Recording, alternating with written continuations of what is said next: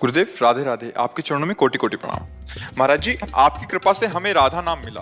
राधा नाम ने जीवन में खुशियां भर दी। माता पिता होने के थोड़ा नाते थोड़ा रुकना, फिर आगे प्रश्न। किसका प्रश्न है? हाँ, खुशियों को केवल राधा नाम की कृपा मत समझ लेना, क्योंकि दिन है तो रात्रि आती ही है और रात्रि है तो दिन आता ही है। ऐसे सुख और दुख ये प्रारब्ध के अधीन है। नाम जापक सुख और दुख को समान भाव से सहता हुआ अध्यात्म की दिव्यता की ऊंचाई पर पहुंचता है। अगर आपने भगवान की कृपा या राधा नाम का फल मानी हुई अनुकूलता, की हुई कामना की पूर्ति, तो फिर जब प्रतिकूल विधान होगा तो तुम्हारी श्रद्धा हट जाएगी, तुम्हारी आस्तिकता की नींव हिल जाएगी कि अब शायद राधा नाम का वो प्रभाव नहीं पड़ रहा है। इसलिए हम प्रार्थना करते हैं कि अनुकूलता कामना की पूर्ति शक्ति है। सुख और दुख पूर्व से निर्धारित हैं, समय समय पर वो प्रकाशित होते रहेंगे, चाहे आप दुरात्मा हो और चाहे महात्मा हो। इस शरीर को बनाने के समय पहले 2 विभाग करके डाल दिए गए। इतने वर्ष में घटना घटेगी, ये दुख मिलेगा। इतने वर्ष में इतने समय तक ऐसी परिस्थिति उच्च कोटि की बन जाएगी कि आपको सुख मिलेगा। ऐसे व्यक्ति मिल जाएंगे, ऐसी वस्तु मिल जाएगी, ऐसा भाव बन जाएगा। ये दुख और सुख हमारे भजन का फल नहीं है। भजन का फल है दुख और सुख में समान भाव रखते हुए भगवान के मार्ग में चलना। इसलिए हम पहले आपसे प्रार्थना करते हैं कि कभी ऐसी दुखद या विपत्ति की परिस्थिति आवे तो तुम्हारा नाम प्रेम कम नहीं होना चाहिए, तुम्हारा भगवद आश्रय कम नहीं होना चाहिए। बड़े बड़े महापुरुषों के चरित्र पढ़कर देख लीजिए।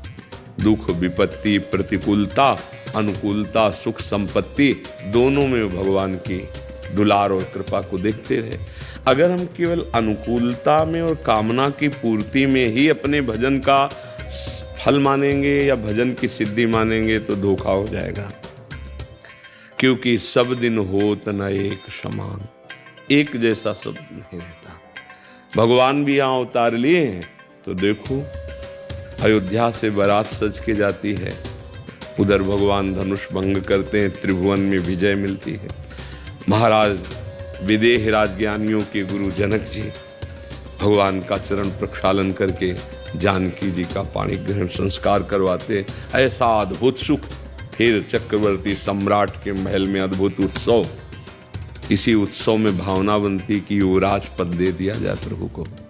शाम के ये निर्णय करते हैं सुमंत्र जी से मिल करके कि मेरा राम अब योग्य हो गया है, अब मैं इसे जो अभी तक युवराज भाव में, अब चक्रवर्ती सम्राट पद के लिए यही है।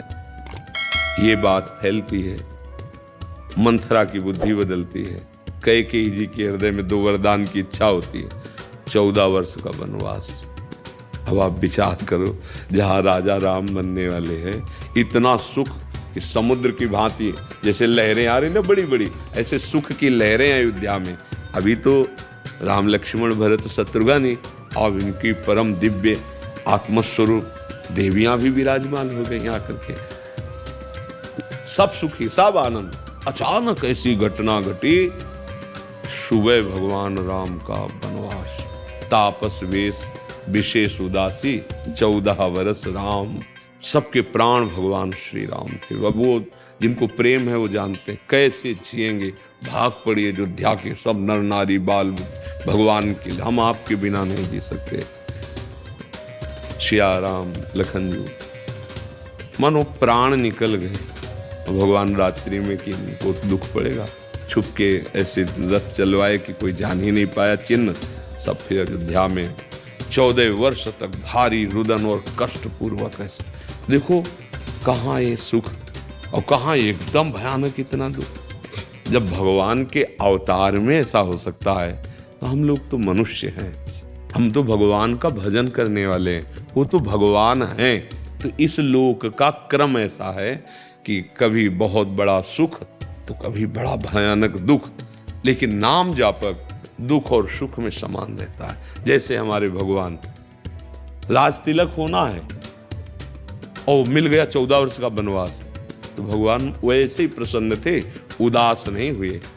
जिसमें हमारे पिता को सुख मिले, अगर वो माता को वचन दिए हैं तो मेरे लिए अयोध्या ने बन ही परम सुखदायी। नंगे पैर भगवान 14 वर्ष घोर कंकरीली पथरीली कांटों से युक्त भूमियों में विचरण कर सम रहे ना, प्रसन्न रहे। तो हमें भगवान अवतार लेकर के शिक्षा देते हैं हम कैसे रहें। ये भजन, ये अध्यात्म आपको सम बनाता है। ये भूल लोगों की है कि संत महात्माओं के पास जाएं, हमारी कामनाओं की पूर्ति हो सकता है, क्योंकि वो भगवान का भजन करते हैं, भगवान के आश्रित। तो आप भावना लेके आए हो, लेकिन उस कामना की पूर्ति के बाद क्या आपकी कामनाएं नहीं रह जाएंगी क्या?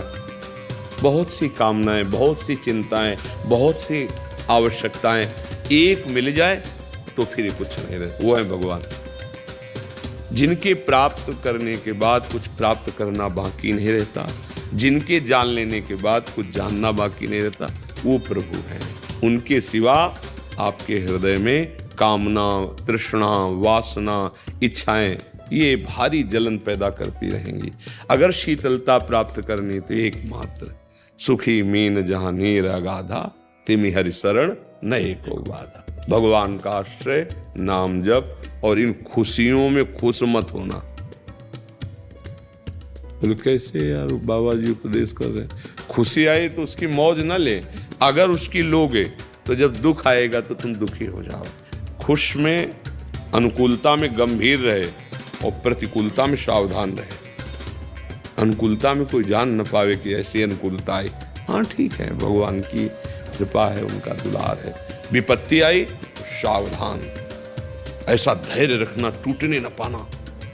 अब कोई ये जान न पावे कि तुम्हें विपत्ति ने रौंद दिया है।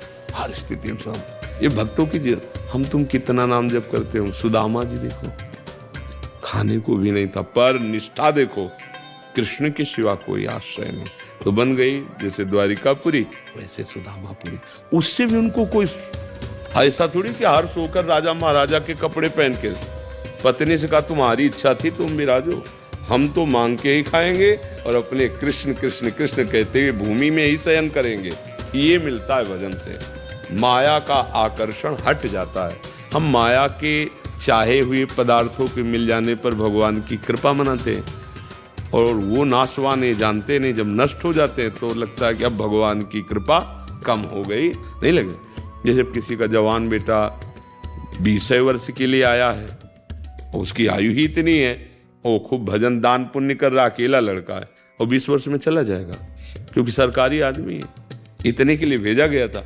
अब आपको, अगर आप सुलझा हुआ व्यक्तित्व तो नहीं तो आपकी श्रद्धा खत्म हो जाएगी। यार जब भजन करते हैं, इतनी सेवा करते हैं, और एक था उसको भी भगवान ने, अब पूरा चिंतन खत्म हो गया, पूरा जीवन मतलब बर्बाद हो गया।